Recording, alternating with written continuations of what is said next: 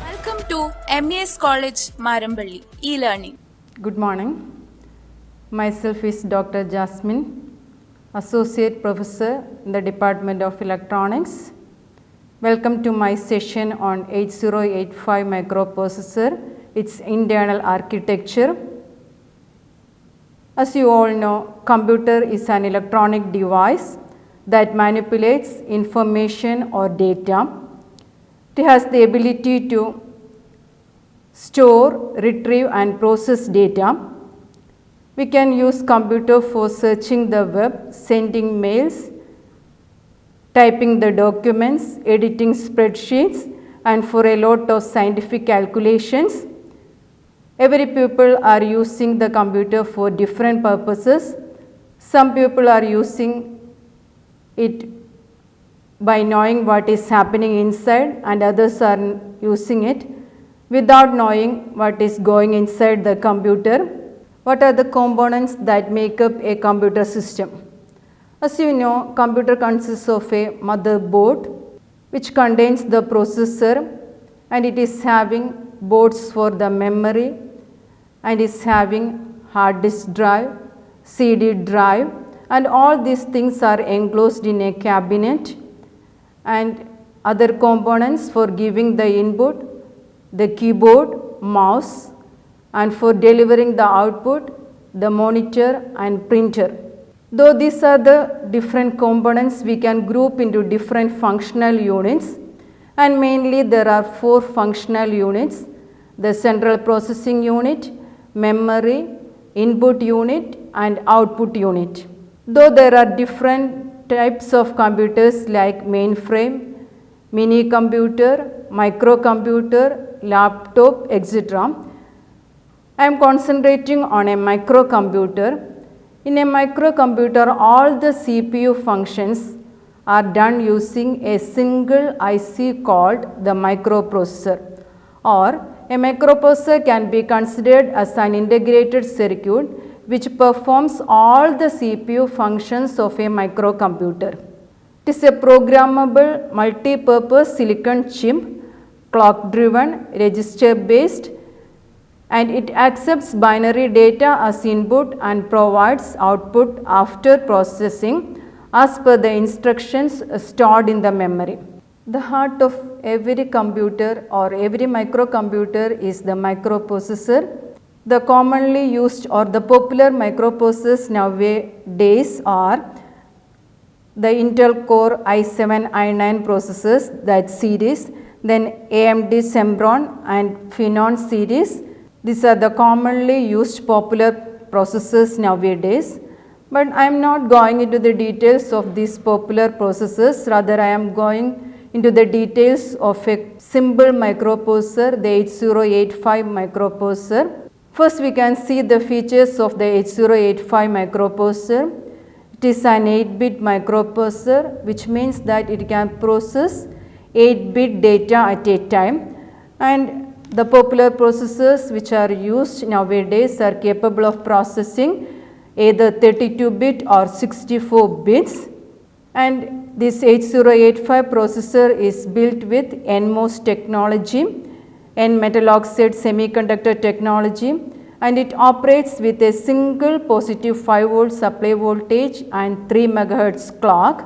As you already know, nowadays the processors available are of gigahertz speed processors, and since 8085 is a basic processor, its clock speed is only 3 megahertz and it is having 16 address lines and can access up to 2 raised to 16 or 64K bytes of memory. It is having 8-bit I/O addresses to access 2 raised to 8, which is 256 input output ports, and it is having 74 instructions for performing assembly language programming. These are the basic features of 8085. Now we can see the architecture of 8085, and this is the figure showing the architecture of 8085.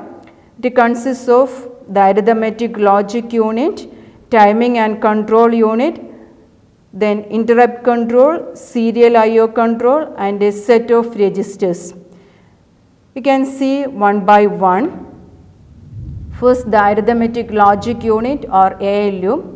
It performs different arithmetic and logical operations like addition, subtraction, increment, decrement, and or, exclusive or, etc. And all these operations are performed on 8-bit data. We are seeing the architecture of 8085 being an 8-bit microprocessor. It can process only 8-bit at a time. Therefore, all these operations are performed on 8-bit data. The processor includes accumulator, temporary register, arithmetic and logic circuits, and flags. The temporary register is used to hold data during an arithmetic or logical operation, and the result is stored in accumulator, and flags are set or reset according to the result. Then comes the control unit, the timing and control unit. It is used to generate the timing and control signals which are necessary for the execution of instructions. Have already seen a computer consists of different logic units, the input unit, memory, CPU, and output unit. And all these components are not having the same speed, rather the semiconductor devices are having higher speed, while the input and output devices are having slow speed. But all these components work together to achieve a result. Therefore, a synchronization between the working of different devices are required, and this can be achieved with the help of different timing and control signals, and the timing and control unit provides the necessary timing and control signals. It provides different status signals. For example, I/O or M bar is a status signal. This 8085 can deal with memory devices and input output devices, and it is having 16 address lines for sending the address. This address can be either for the memory devices or the I/O devices, and 8085 is having 2 address spaces, one for memory and one for the input output devices, which means that the same address can be used for both memory and I/O devices. If the address is for a memory device, the status signal I/O or M bar is low, and if the address is for an input device or an output device, that status signal I/O or M bar will be high.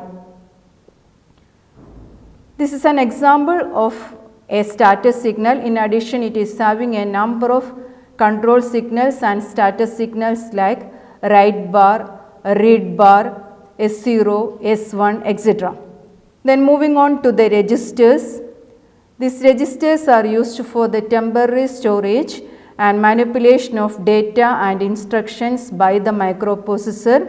And the main registers of 8085 are one 8-bit accumulator, which is denoted by register A, then 6 general purpose registers which are denoted by the alphabets B, C, D, E, H and L, one 16-bit stack pointer, another 16-bit program counter, instruction register, temporary register and flag register. First we can see the accumulator. Accumulator is an 8-bit register which is associated with ALU, and it is denoted by the letter A, and this accumulator is of special significance. For any arithmetic or logical operation, one of the data should be in the accumulator and the result will be stored in the accumulator. For example, consider the addition instruction. Though we are having different instructions for addition operation, It is one of the operands can be in the memory, or it can be in one of the registers, or it can be specified in the instruction itself. Suppose that one operand is in register B and the other should be in the accumulator. The instruction is add B, which means that the contents of the register B is added along with register A and the result is to be placed in the accumulator. And consider another instruction, XRA B, exclusive or the contents of the accumulator B with the contents of register A, and the result will be placed in register A or the accumulator. It is from these instructions it is clear that one of the operands should be in the accumulator and the result will always be placed in the accumulator. Then comes the general purpose registers.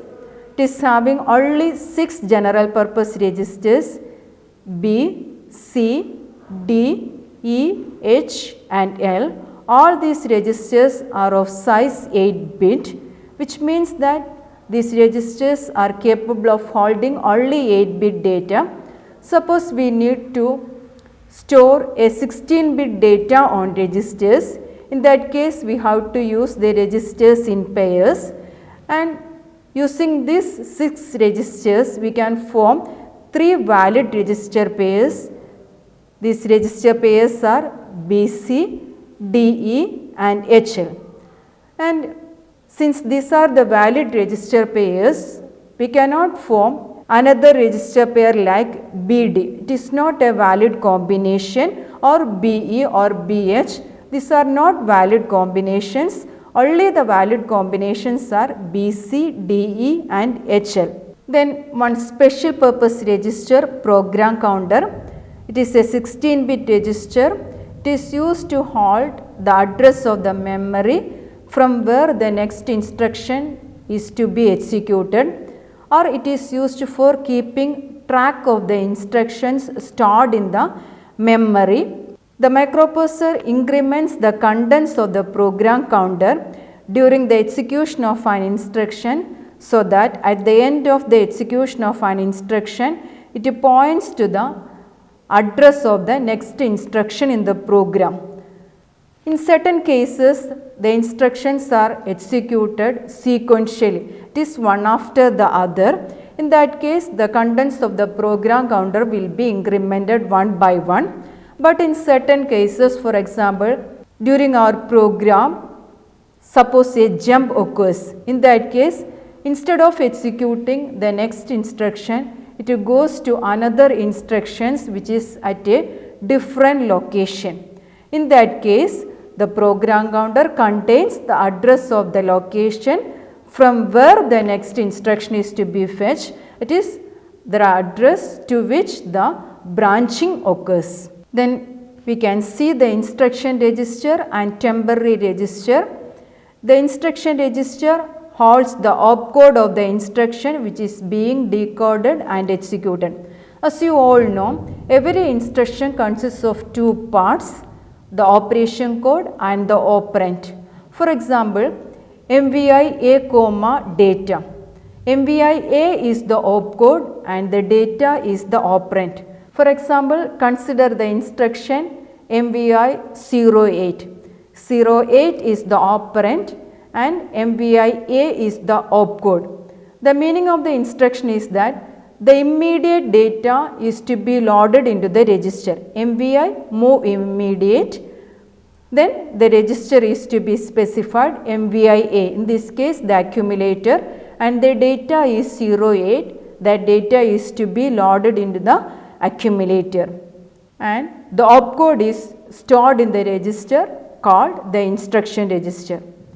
The temporary register is an 8-bit register which is associated with ALU. It holds data during an arithmetic or logical operation. It is used by the microprocessor and it is not accessible by the programmer. Next, the flag register. It is again a special purpose register. It is completely different from other registers in the microprocessor. It consists of 8 bits. Out of these 8, only 5 are useful. These 5 flags are set or reset after an operation according to the result. The 5 flags are sign, 0, auxiliary carry, parity and carry. We can see one by one. First, the sign flag. It occupies the 7th bit of the flag register. It helps the programmer to know the number stored in the accumulator is positive or negative. There are 2 notations for numbering. The numbers can be either signed number or unsigned number. If we are using signed number, the 8th bit of the accumulator is taken as sign and the remaining 7 bits are magnitude. And if it is an unsigned number, all the 8 bits denote the magnitude, there will not be any sign, and by default the number is taken as positive. And if the most significant bit is 1, the number is taken as negative, that is the D7 bit is 1, it is taken as negative, and if it is 0, the number is considered as positive, and the sign bit is sent if the number in the accumulator is negative, and it is reset if the number is positive. Next, the 0 flag. It occupies the 6th bit of the flag register. When the operation performed by an arithmetic or logical operation results in a 0, the 0 flag will be set, otherwise it will be reset. And it is important in determining whether the 2 numbers are equal or not. Suppose we have to check the equality of 2 numbers. For that we can use the instruction, comparison instruction.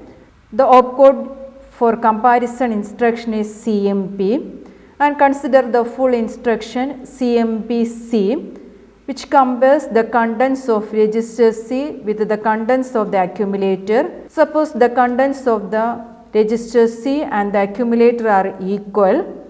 After this operation, the compare C operation, the 0 flag will be set, and if the contents are not same, the 0 flag will be reset. And next comes auxiliary carry flag. It occupies the 4th bit of the flag register. As you already know, an 8-bit number can be divided into 2 parts, 2 nibbles. The first 4 bit constitute 1 nibble, nibble 1, and the next 4 bits constitute the second nibble, nibble 2. And during an arithmetic or logical operation, if a carry is generated from nibble 1 to nibble 2 or from D3 to D4, auxiliary carry flag is set, otherwise auxiliary carry flag will be reset. And the important peculiarity of this auxiliary carry flag is that it is not accessible by the user, while all other flags can be accessed by the user for programming. Next flag is parity flag.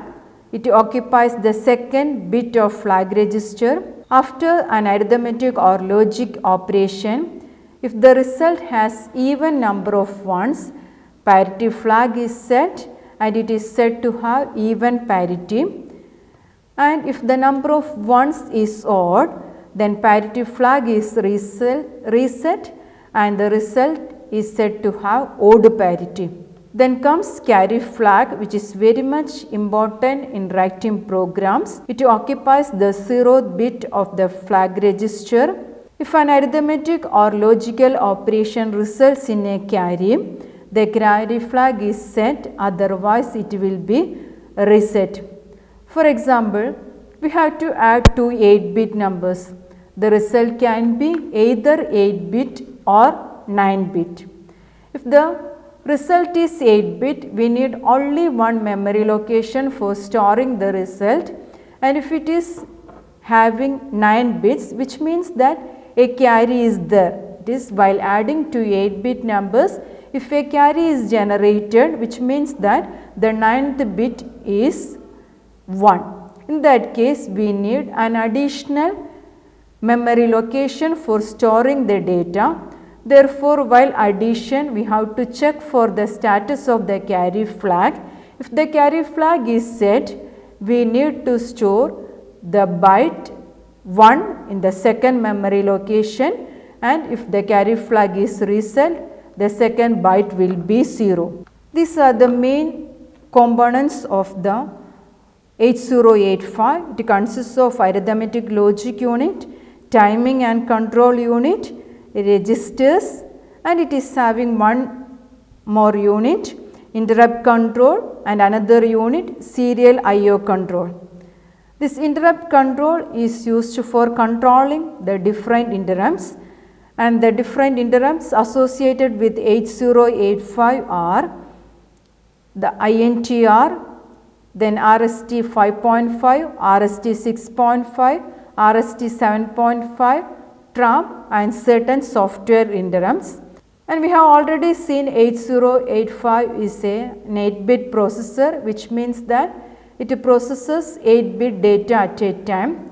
Suppose we want to give the data serially, or if we want to take the data from 8085 serially, there are two lines in the 8085 for doing that, the SID line and SOD line. SOD line is used for taking the data serially, and SID is used for giving the data serially to the processor. Hope we have covered the details of the 8085 microprocessor in detail, and thank you.